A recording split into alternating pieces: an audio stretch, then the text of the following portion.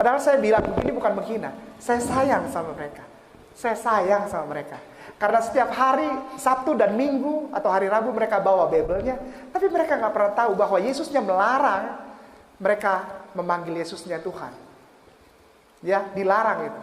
Bible yang mereka bawa sebenarnya adalah preambul, mukadimah, kata-kata pembuka untuk kesempurnaan yang akan datang. Di dalam kitab Yohanes pasal 16 ayat 13. Di dalam kitab Yohanes pasal 16 ayat 13, Yesus bilang begini. Altit halon hefe menahma etmak Muhammadin bihotahasta biyallah. Akan datang setelah aku seorang laki-laki, namanya Ahmad etmak. Etmak Ahmad. Menahma yang mulia. Muhammad Muhammad dengan segala kemuliaannya.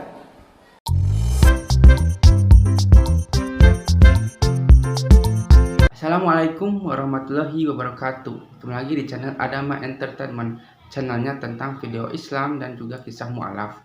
Sebelum mulai, jangan lupa untuk like dan juga subscribe ya. Tanpa panjang lebar, ayo kita saksikan. Kitab Kejadian pasal 26 ayat 35, kitab Imamat Bilangan Ulangan, lalu 1 Korintus 11 ayat 6. Bingung kan? Banyak. Sengaja. Nanti dia pintar, saya nggak dipanggil lagi. Jika ada perempuan yang sudah akil balik dan dia tidak mau berhijab, ya, jilbab cuma sepotong bapak, hijab dari atas sampai bawah, panjang kainnya dia. Jadi dari ujung sampai ujung. Nanti saya cerita kenapa itu begitu.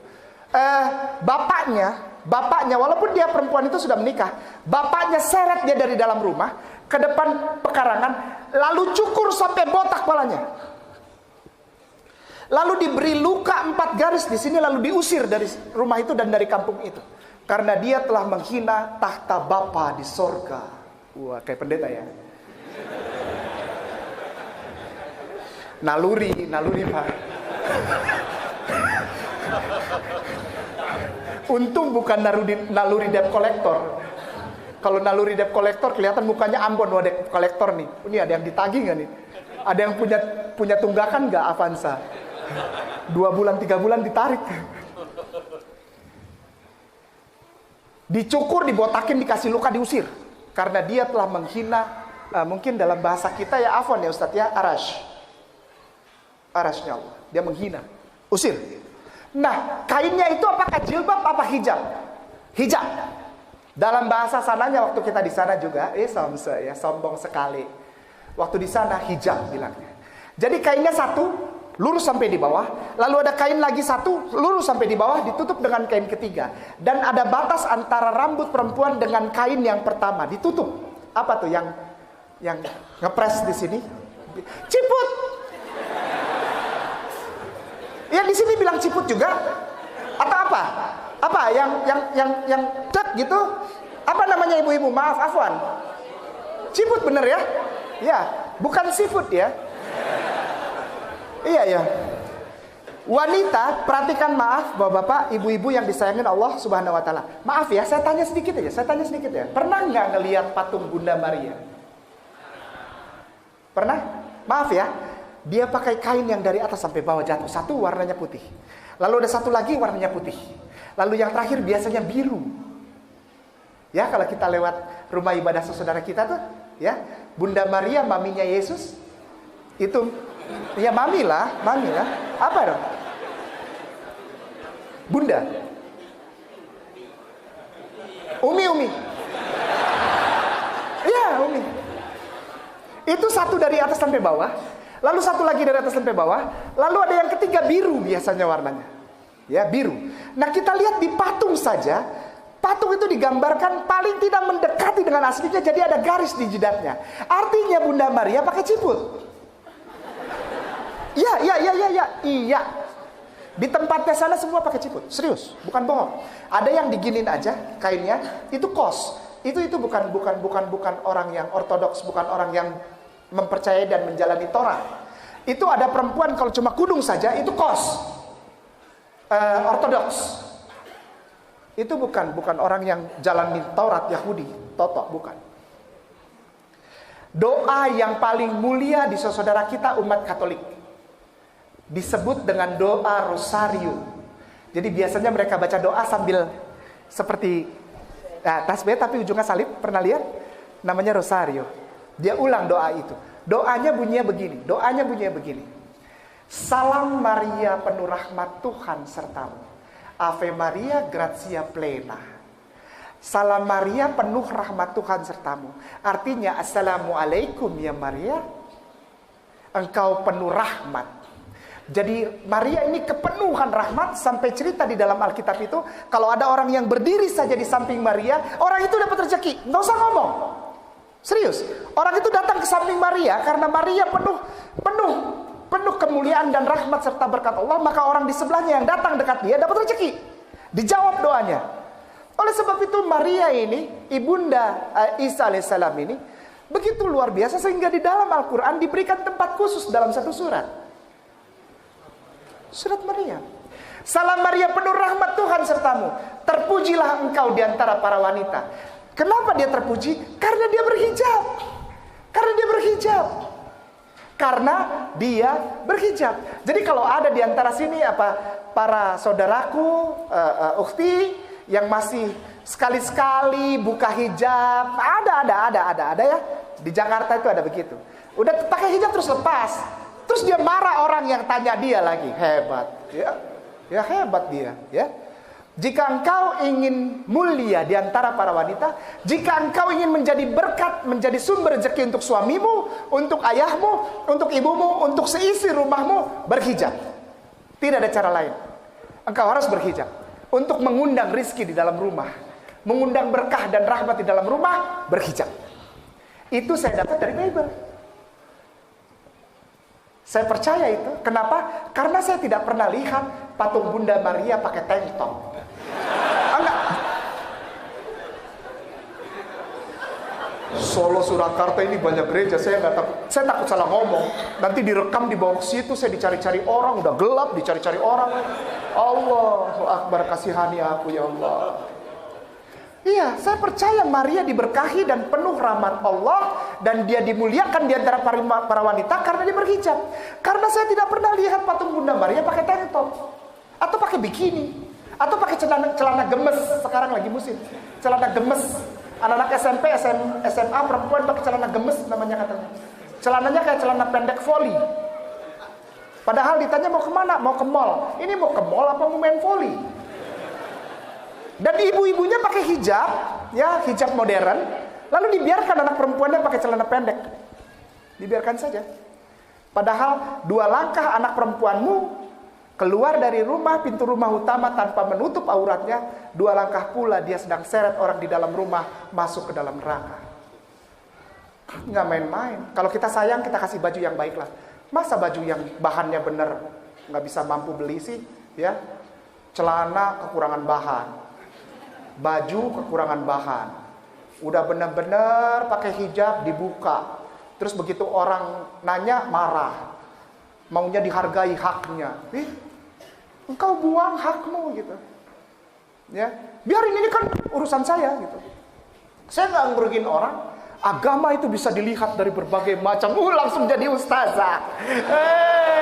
Hebat. Udah buka jilbab, jadi ustazah pula.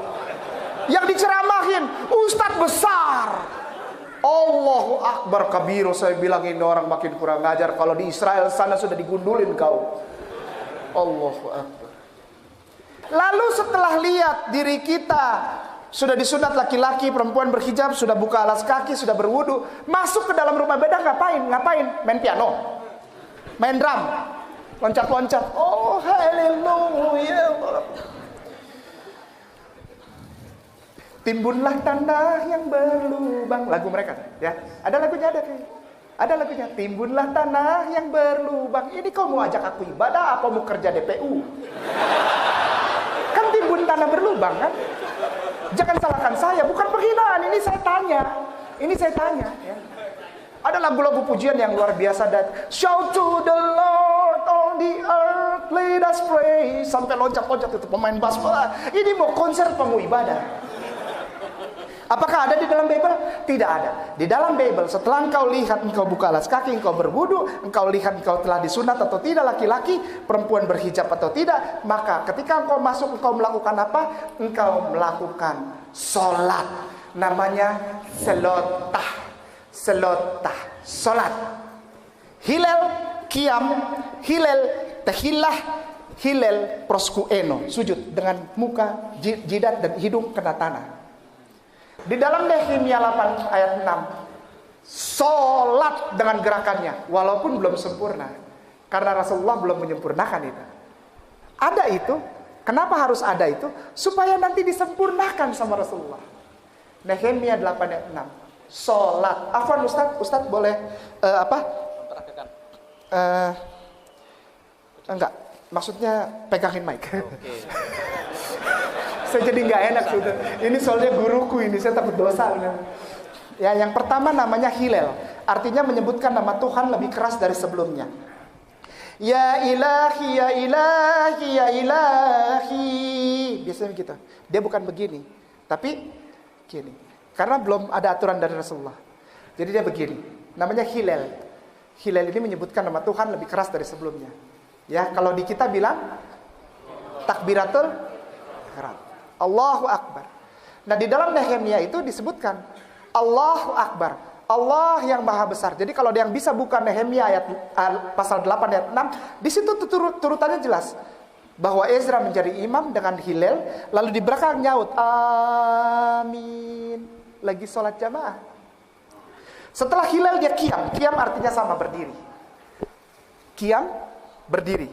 Karena kita punya qiyamul lail, berdiri tengah malam.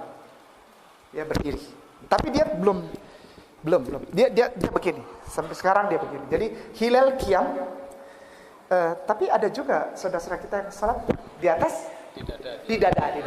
Ya, dia cuman begini. Jadi tapak tangannya begini, tangan dia kanan di atas. Ini namanya qiyam. Setelah qiyam hilal lagi. Lalu setelah hilal tahillah. Ruku. Tahillah. Setelah tahillah hilal lagi. Lalu proskueno. Dengan proskueno ini artinya menyentuh tanah dengan jidat dan hidung, tapi diberi tempat, Ustaz. Afwan, karena mereka hidungnya terlalu mancung. Orang Yahudi itu hidungnya mancung sampai bengkok. Iya, makanya itu kita waktu di sana panggil mereka hidung bengkok. Orang hidungnya mancung banget sampai bengkok gitu tuh, ya. Ya Jewish itu ya. Tandanya tuh di hidung yang gitu tuh, ada bengkoknya ya.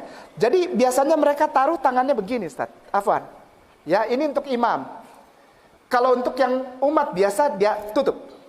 Nah, jadi dia taruh di sini, lalu ini dan ininya kena tanah. Ya, jadi gini tapi ini semua kena tanah. Gitu. Kayak segitiga. Lalu bangun lagi, hilal, habis hitungan satunya di tahillah. Habis dia. Kalau kita jadi satu rakaat itu kan biasanya kita sujud, duduk di antara dua sujud, berdiri, habis. Satu hitungannya tuh. Kalau dia belum, sujud, duduk, sujud, berdiri, lalu tahillah begini. Itu baru habis. Ini habis. Ya, dan mereka biasanya habis sudah. Kalau udah satu rakaat sudah. Kalau ada yang mau 2 rakaat atau 3 rakaat, mereka harus keluar lagi, Ustaz. Wudu lagi. Makanya tuh nggak ada yang mau sholat 2 rakaat atau 3 rakaat, 4 rakaat, capek wudu lagi.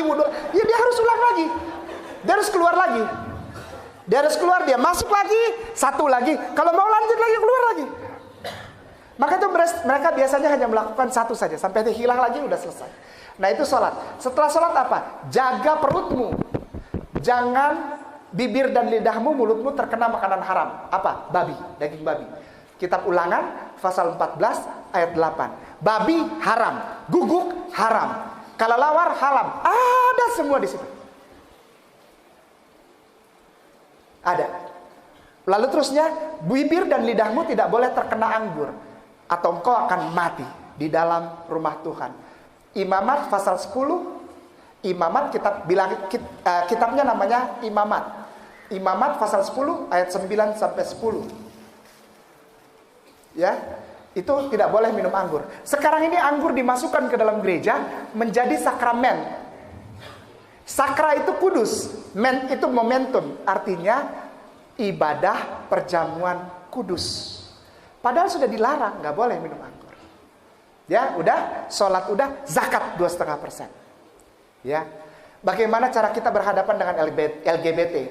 Ada pelaku LGBT, apa yang harus kita lakukan di dalam Bible? Sangat simpel. Imamat pasal 20 ayatnya yang ke-13. Kalau engkau berhadapan dengan seorang laki-laki atau perempuan yang pelaku LGBT, sangat simpel di situ. Apa yang harus kau lakukan? Bunuh dia.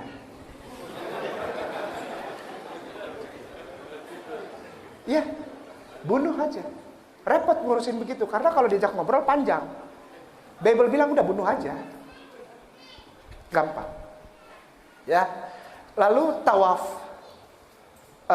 Mekah, Ka'bah, Mazmur pasal 84 ayatnya yang ke-6 ke-7 tentang tawaf rindu Baitullah, rindu Ka'bah. Mazmur 84 ayatnya ke-6 dan ke-7. Yang terakhir, tidak boleh ada Tuhan lain yang menyaingi kedudukan yang sama dengan Allah. Tidak boleh. Walaupun itu Isa sendiri. Isa memberikan statement gong ini. Afwan Ustaz, ini gongnya nih. Mungkin ada saudara kita Kristen di lingkungan ini, saya mohon maaf, tapi silahkan buka Bible Anda. Karena sampai detik ini masih ditranslate, masih diterjemahkan. Alhamdulillah masih ada yang mau terjemahkan dan ayat itu belum dibuang. Ayat itu belum dibuang insya Allah. Jadi kalau antum semua saudaraku yang sangat aku sayangi dan aku hormati, ada di lingkungan ini yang Kristen, bawa Bible, buka. Ya, lihat. Matius pasal 7 ayat 21. Matius pasal 7 ayat 21 sampai 23. Tapi intinya ada di ayat 21. Matius pasal 7 ayat 21. Bunyinya begini. Bukan orang yang berseru padaku Tuhan, Tuhan akan masuk kerajaan sorga. Artinya adalah, kalau ini kata Yesus, saya garis bawahi, ini kata Yesus, kalau kau panggil aku Tuhan, kau tidak masuk sorga. Kalau kita meninggal, roh kita keluar dari tubuh. Roh kita tidak diterima masuk sorga. Roh kita masuk mana? Tolong dijawab. Sepakat. Karena di sana cuma ada 2 tempat. Tidak ada tempat ketiga. Tidak ada halte.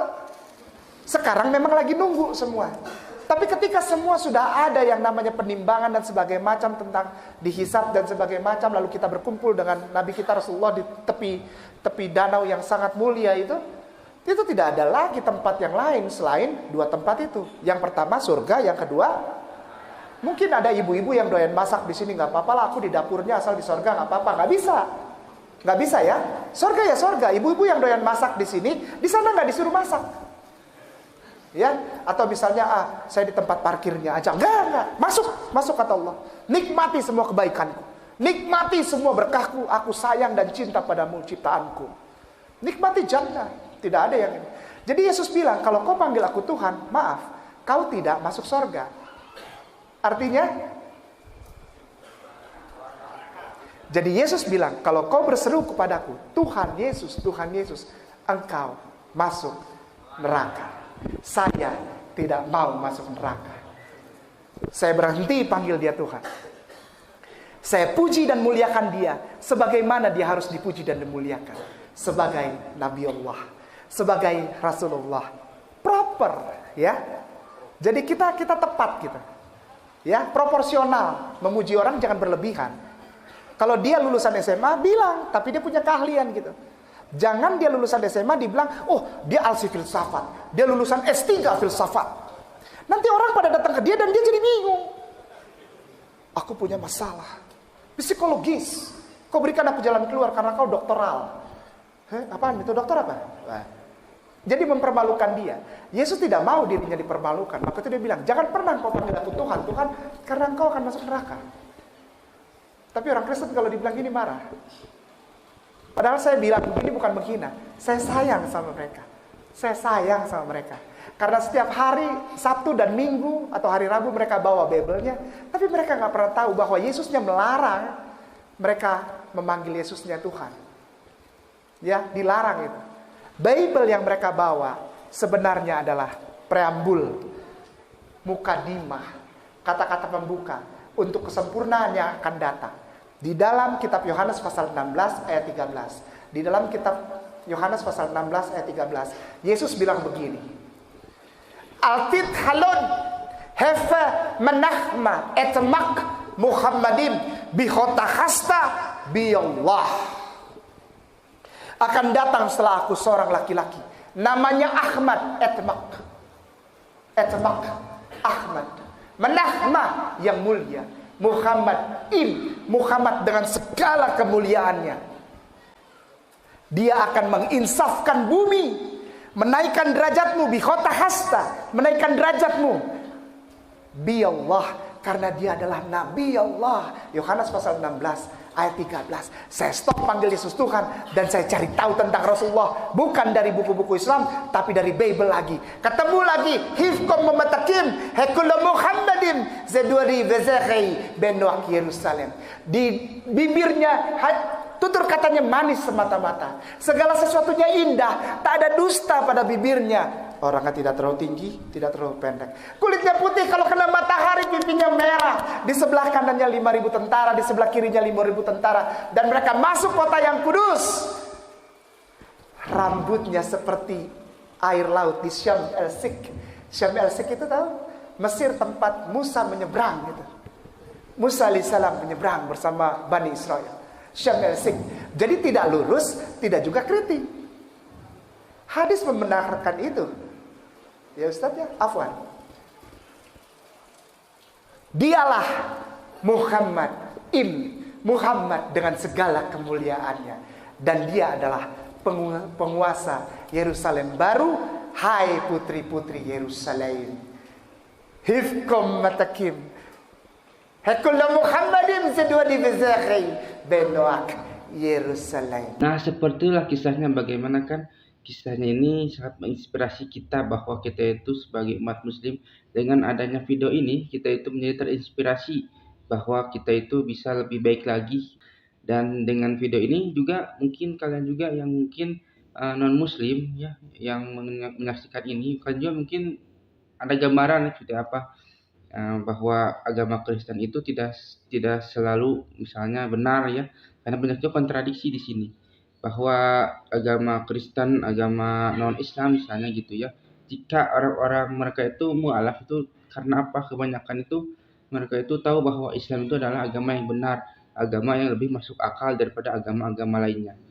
Dari mana kita itu bisa tahu hal itu ya? Karena kita mempelajari Al-Quran dan mempelajari agama Islam gitu. Kita itu harus terpikir terbuka. Indonesia itu emang toleransi ya, tapi ketika kita dihadapkan dengan sesuatu agama gitu ya, kita harus mengkaji, misalnya agama Kristen seperti ini, agama Hindu seperti ini, agama Islam juga seperti ini, dan berbeda-beda ya, karena di Indonesia itu banyak sekali agama ya, tapi kebanyakan di channel ini adalah tentang agama dari non muslim ke muslim, dikarenakan agama Islam adalah agama yang paling sempurna di dunia ini. Sampai akhir zaman pun Al-Quran itu berkata bahwa Allah itu akan menjaga Al-Quran sampai hari akhir. Nah, seperti itulah bagaimana kisahnya ya. Dan jika kalian suka, jangan lupa untuk like, comment, dan subscribe ya. Dan nantikan video saya selanjutnya. Wassalamualaikum warahmatullahi wabarakatuh.